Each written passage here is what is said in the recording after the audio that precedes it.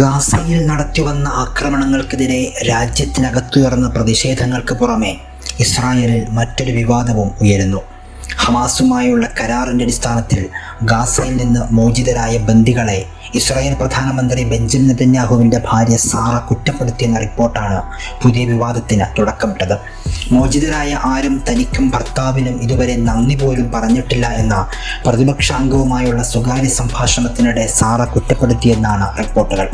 ഇസ്രായേലിലെ ന്യൂസ് 12 ഇവരുടെ സംഭാഷണം പുറത്തുവിട്ടത്. റിപ്പോർട്ട് ചർച്ചയായതോടെ ഇവരുടെ പ്രസ്താവനയ്ക്കെതിരെ ഗാസയിൽ നിന്ന് മോചിതരായി തിരിച്ചെത്തിയവരും അവരുടെ ബന്ധുക്കളും പ്രതിഷേധവുമായി രംഗത്തെത്തി. ബന്ദികളെ തിരികെ കൊണ്ടുവന്നതിന് സാറ നെതന്യാഹു ഉത്തരവാദിയാണ് എന്നതിൽ തനിക്ക് സന്തോഷമുണ്ട് എന്ന് ബന്ദിയായ മതൻ സംഗൗക്കറുടെ മാതാവ് ഐനൗ സംഗൗക്കർ പരിഹസിച്ചു.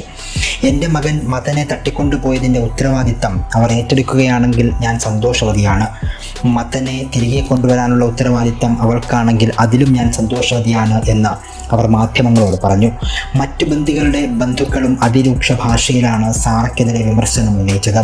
പ്രതിഷേധം വ്യാപിക്കുന്നതിനിടെ ബന്ദികളെ കുറ്റപ്പെടുത്തിയെന്ന റിപ്പോർട്ട് നിഷേധിച്ച പ്രധാനമന്ത്രി ബെഞ്ചമിൻ നെതന്യാഹുവിൻ്റെ ഓഫീസ് പ്രസ്താവന ഇറക്കി.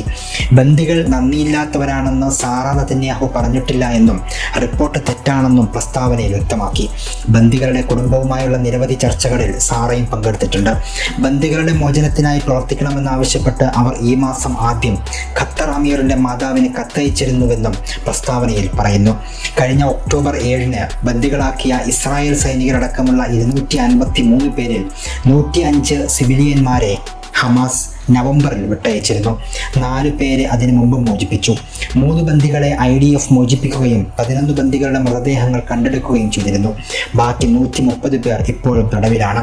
അതേസമയം ബന്ദികളെ മോചിപ്പിക്കണമെന്നും സർക്കാർ രാജിവെക്കണമെന്നും ആവശ്യപ്പെട്ടുള്ള പ്രതിഷേധം ഇസ്രായേലിൽ തുടരുകയാണ്. ശനിയാഴ്ച വൈകിട്ട് ടെൽ അവീവിൽ കൂറ്റൻ പ്രകടനമാണ് അരങ്ങേറിയത്. ഹമാസുമായി കരാറിലെത്തി ബന്ദികളെ മോചിപ്പിക്കുക, തെരഞ്ഞെടുപ്പ് നടത്തുക തുടങ്ങിയ ആവശ്യങ്ങളാണ് പ്രതിഷേധക്കാർ ഉന്നയിക്കുന്നത്.